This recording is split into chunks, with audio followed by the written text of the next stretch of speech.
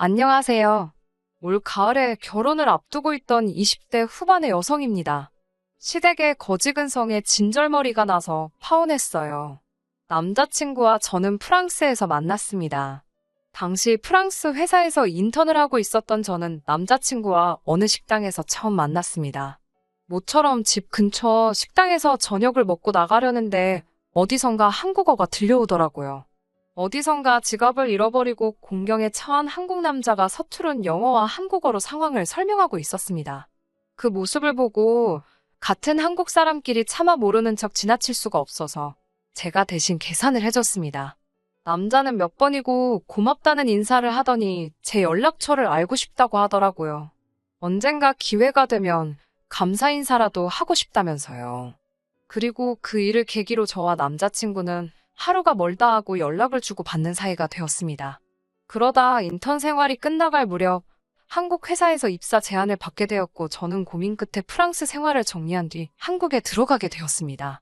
제가 한국에 들어왔다는 소식을 전하자 남자가 저에게 만나자고 하더군요. 지난번에 말한 대로 감사 인사를 하고 싶다면서요. 하지만 만난 당일 남자는 저에게 여자친구가 되어달라고 했습니다. 그날 이후로 한 번도 저를 생각하지 않은 날이 없다면서요. 그렇게 그 남자는 제 남자친구이자 이 사연의 주인공이 되었습니다. 남자친구와의 연애는 전반적으로 즐거웠습니다. 다정하고 성실한 남자친구와 다툴 이유가 없었어요. 하지만 이따금 한 번씩 스트레스를 받는 일이 있었는데 그건 바로 남자친구가 너무 알뜰하다는 거였지요. 한때 제가 사랑했던 사람이니까 최대한 좋게 표현한 거고요. 사실 알뜰이 아니라 정말 궁상 맞을 때가 종종 있었습니다. 한 번은 비가 억수로 내리는 날이었어요. 우산이 없다길래 회사 1층 편의점에서 사라니까 집에 있는데 사기 아깝다면서 기어이 그 비를 맞고 집에 가더라고요. 그리고 꼬박 이틀을 알았습니다. 남자친구는 매사 손익을 따질 때 오로지 숫자만 봤기 때문에 결과적으로 소위 손해보는 장사를 하기 일쑤였지요. 반면에 저는 돈을 써야 할 때는 써야 한다는 주의거든요. 그렇다고 해서 제가 절대 함부로 돈을 쓰는 사람은 아닙니다. 임대업을 하시는 부모님 밑에서 경제적으로 어려움 없이 자라기는 했지만 대학교를 입학한 이후로는 부모님이 독립심을 기르라며 등록금을 제외하곤 최소한의 것들만 지원해 주셨거든요. 대학 졸업 후에는 바로 직장 생활을 시작했고 그때부터 돈을 모아서 프랑스도 갈 수 있었던 거고요. 아무튼 왜 남자친구가 그런 성격을 갖게 되었는지는 사귄 지 6개월이 넘어갈 무렵 우연히 알게 되었습니다. 남자친구의 가족들이 원인이었지요. 남자친구의 부모님은 노후 준비가 전혀 되어 있지 않았거든요. 게다가 남자친구보다 3살 많은 형은 결혼까지 한 상황이었는데 제대로 된 직장이 없어서 실질적인 맞이 노릇은 남자친구가 하고 있었습니다. 그렇다 보니 경제적으로 늘 촉각을 곤두세우고 살 수밖에 없었던 거지요. 사귄 지 1년째 되던 날 남자친구가 정식으로 프로포즈를 해왔습니다. 솔직히 경제적인 문제가 조금 신경 쓰이긴 했지만 제가 좀 더 쓰면 된다고 단순하게 생각했던 게 지금 돌이켜보면 문제였던 것 같아요. 결혼 이야기가 본격적으로 나오면서 시댁에 인사를 가게 되었습니다. 시댁은 서울 외곽에 위치한 오래된 주택의 2층이었습니다. 그래도 서울에 이 정도 주택을 가지고 있으면 괜찮은 거 아닌가 생각하고 있는데 제 머릿속을 읽기라도 한 건지 남자친구가 전셋집이라고 말해주더군요. 방 2개의 작은 거실이 있는 평범한 가정집이었고 남자친구 방은 해가 잘 들지 않는 작은 방이었어요. 남자친구의 부모님은 제가 사간 과일을 보시더니 요새 과일값이 얼마나 비싼 줄 아냐면서 손이 해프다는 표현을 하셨습니다. 사간 손이 무한해지더군요. 고지원 남자친구 어머님께서는 제가 인사 오면서 소고기라도 사올 줄 알고 고기 반찬은 안 했다 하시면서 점심을 차려주셨어요. 김칫국에 계란 후라이 그리고 소세지가 놓여있더라고요. 대접까지 바란 건 아니지만 씁쓸한 기분이 들었습니다. 초등학생 때 친구 집에 가면 친구 어머니가 차려주던 밥상이 생각나더라고요. 기분이 그래서인지 이건 뭐 밥이 아니라 모래알을 씹는 것 같았습니다. 그로부터 3주 정도의 시간이 지났고 정식으로 상견례를 하게 되었습니다. 남자친구 식구 중 누구도 차가 없어서 이동이 어렵다고 하여 남자친구 동네에 있는 한정식 집으로 예약을 잡았습니다. 저희 친정에서는 같은 서울이어도 1시간이 넘게 걸리는 곳이었어요. 그럼에도 불구하고 12시가 약속 시간이었는데 남자친구 부모님은 12시 20분이 다 돼서야 오셨습니다. 게다가 남자친구 형네 부부도 왔습니다. 상견례 자리인 만큼 양가 어른들만 모시는 줄 알았는데 형님 부부의 애들까지 데리고 오셔서 적잖이 당황스럽더군요. 약간의 가벼운 이야기가 오가다가 저희 부모님께서 먼저 애들 살 집은 어떻게 하면 좋으시겠냐고 물어보셨습니다. 그러자 남자친구 어머니께서 요즘 젊은 사람들이 얼마나 똑똑하냐면서 둘이 상의해서 잘하겠지 않냐며 우리는 어른으로서 지켜봐 주기만 하면 될 것 같다고 하시더군요. 혼수나 예단 같은 것도 다 저희가 알아서 할 거라며 믿고 냅두자고 말씀하셨어요. 그때는 말씀 뒤에 숨겨진 뜻을 정확히 파악하지 못했습니다. 상견례가 끝나고 나오는데 남자친구 부모님도 형네 부부도 계산할 생각이 전혀 없어 보이더군요. 솔직히 양가 어른들만 모신 자리였으면 제가 계산하려고 했는데 남자친구 식구만 4사람이 더 온 상황이라 좀 어이가 없었습니다. 하다못해 누구 하나 돈 내려는 흉내라도 냈다면 이렇게 기분이 상하지는 않았을 텐데 말이에요. 그때 남자친구가 자기가 계산한다고 카드를 내미니까 남자친구 어머니께서 저희 부모님께 잘 먹었다고 인사를 하시면서 남자친구 앞을 가로막으시더군요. 결국 제가 계산했습니다. 양가 식구들이 먼저 집으로 향하고 저와 남자친구는 못다한 이야기도 할 겸 해서 카페에 들렸습니다. 제가 먼저 남자친구에게 정확히 모아둔 돈이 얼마나 되냐고 물었어요. 그전에도 몇 번 물어봤었는데 그때마다 결혼할 수 있을 만큼 모아뒀다며 둘러대는 시기였거든요. 이번만큼은 확실하게 알아야겠다 싶어서 단도직입적으로 묻게 된 거였고요. 남자친구는 3천 정도 모았다고 했습니다. 솔직히 생각보다 한참 적은 금액에 놀랐지만 남자니까 군대도 갔다 왔고 부모님도 도와드렸다 하니 그럴 수도 있겠다 싶었어요. 저는 5천 정도 모아둔 상황이었습니다. 솔직히 2사람의 돈을 다 모아도 1억이 안 되는 상황에서 양가 도움 없이 집을 구한다는 건 불가능이었어요. 저는 남자친구에게 가서 부모님께 한번 잘 여쭤보라고 했습니다. 저도 부모님께 잘 말씀드리고 도움을 구해보겠다고요. 집에 돌아와 부모님께 신혼집에 대해서 말씀드리니 아버지께서 소유하신 아파트 중 하나가 곧 전세 계약이 끝난다며 거기에 들어와서 사는 게 어떻겠냐고 물으셨습니다. 제가 전세금 드릴 돈이 없다고 하니까 부모 자식 사이에 무슨 돈이냐며 됐다고 손사래를 치시더군요. 대신 들어와서 사는 동안 기회다 생각하고 돈 열심히 모은 뒤 집을 사서 이사를 가라고 말씀하셨어요. 생각지도 못한 아버지의 제안에 감사했고 안도할 수 있었습니다. 남자친구도 걱정이 클 텐데 제가 이 소식을 전하면 얼마나 좋아할까 싶어서 얼른 전화를 걸었습니다. 남자친구는 한껏 가라앉은 풀죽은 목소리로 제 전화를 받았어요.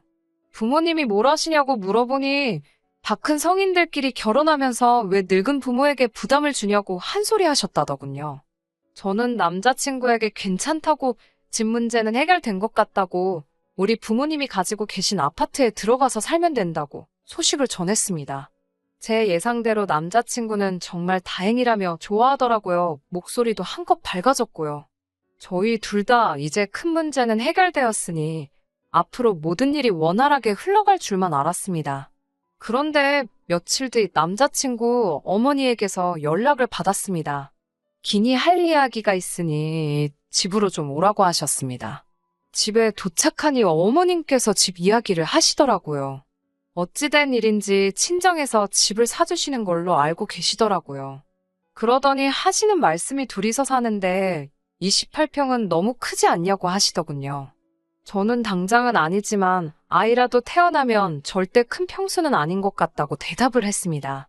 시어머니는 저를 잠깐 쳐다보시더니 아직 태어나지도 않은 애 때문에 뭐하러 낭비를 하냐면서 그 집 말고 다른 집이 좋을 것 같다고 하시더군요.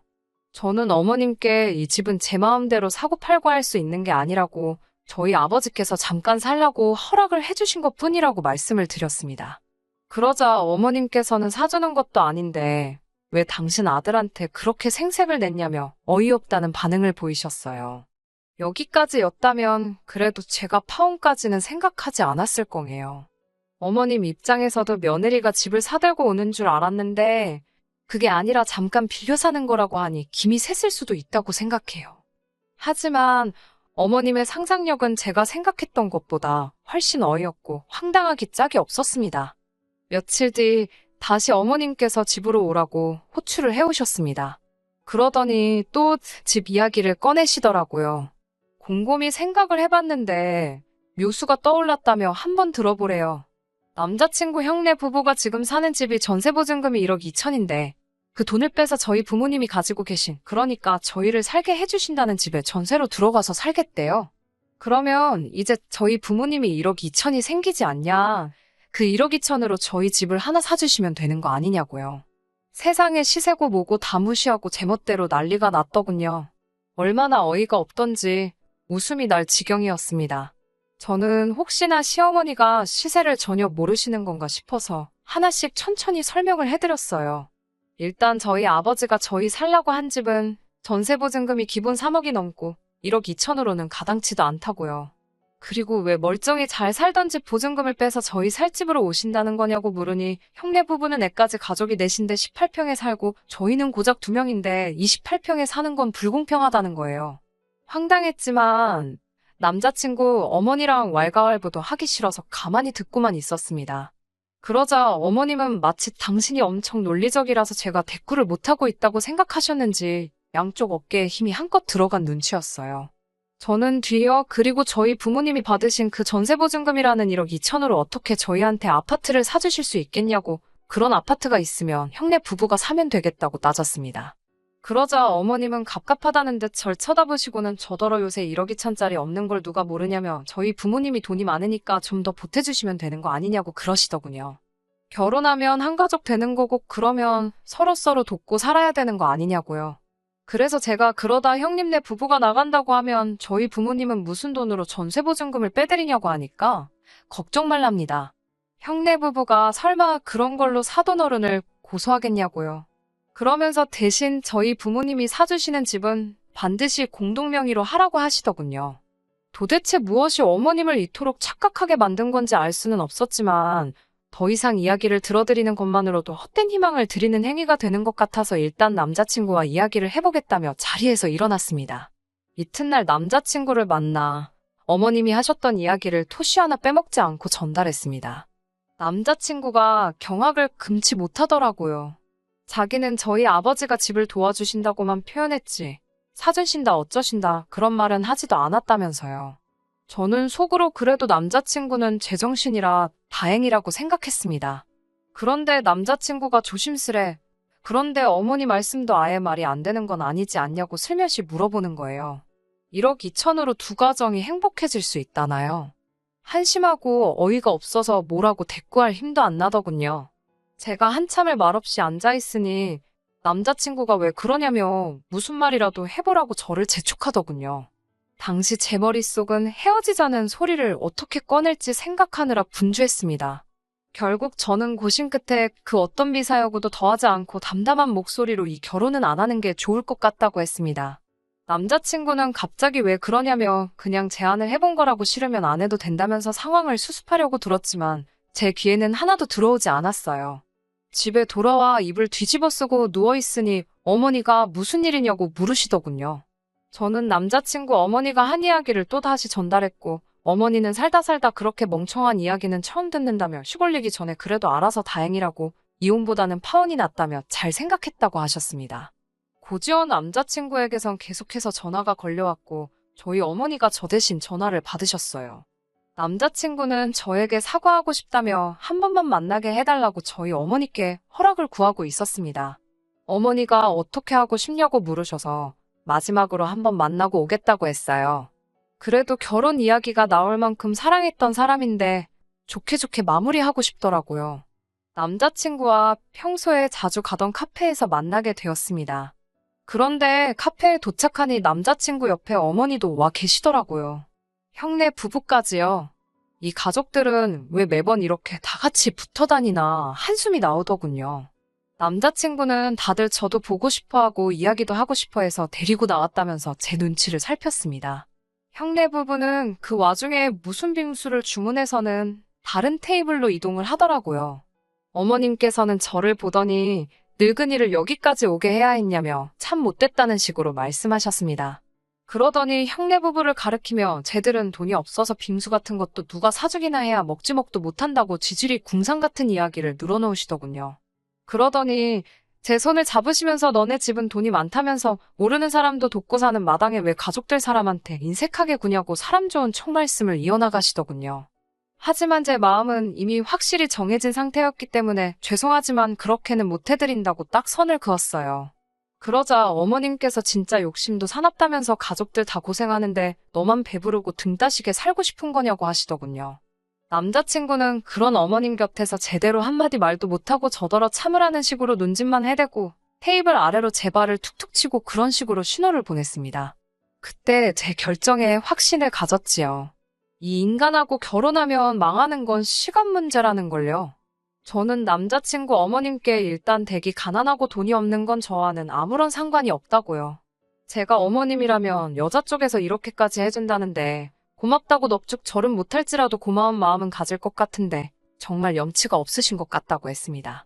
저는 이 결혼할 생각 없으니까 제대로 굴러가지도 않는 머리 적당히 쓰시라고요. 그러자 남자친구가 저더러 말이 좀 심한 거 아니냐며 어머님 딴에는 어떻게든 아들 둘 다 최대한 좋은 방향으로 풀리게 해보려고 노력을 하신 건데 그걸 그렇게 삐딱하게 알아듣냐고 나서더군요. 저는 남편에게 등신 같은 게 돈도 하나 없으면서 누가 이 집구석에 시집 올지 불쌍하다고 받아쳤습니다.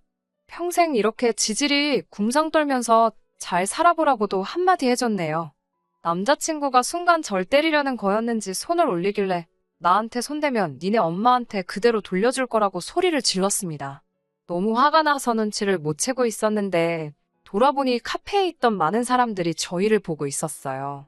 저는 부끄러운 동시에 솔직히 해냈다라는 기분도 들더군요. 하고 싶었던 말을 다 토해내고 나니 속이 후련한 게 희열 같은 것도 느껴졌습니다. 솔직히 저희 집이 재벌도 아니고 정말 부모님께서 집을 사주신다고 한 것도 아닌데 일이 이 지경이 되어서 속도 상하고 어이도 없고 마음이 복잡합니다. 하지만 평생을 같이 살아갈 사람이기에 정서적인 부분도 경제적인 부분도 전부 다 중요한 것 같아요. 집안 형편 차이 나는 게 뭐가 그리 대수겠냐 생각했는데 저희 집이 무슨 자선 사업하는 곳도 아니고 거지근성으로 똘똘 뭉친 집구석에 질질 끌려다닐 바에야 이렇게 단칼에 잘라내버린 게 정말 잘한 일이라고 생각이 되네요. 거지 같은 집구석 아들 2명 집해줄 새며느리 찾으셔서 전 남자친구건 어머님이건 전부 행복하게 잘 살았으면 좋겠네요. 단지 저한테만 다시 들러붙지만 안아줬으면 해요. 다시 애걸복걸해도 받아줄 생각은 없지만 말이지요. 끝까지 들어주셔서 감사합니다. 오늘의 사연은 여기까지입니다. 구독과 좋아요, 알람 설정 부탁드리고 더 좋은 사연으로 다시 찾아뵙겠습니다. 감사합니다.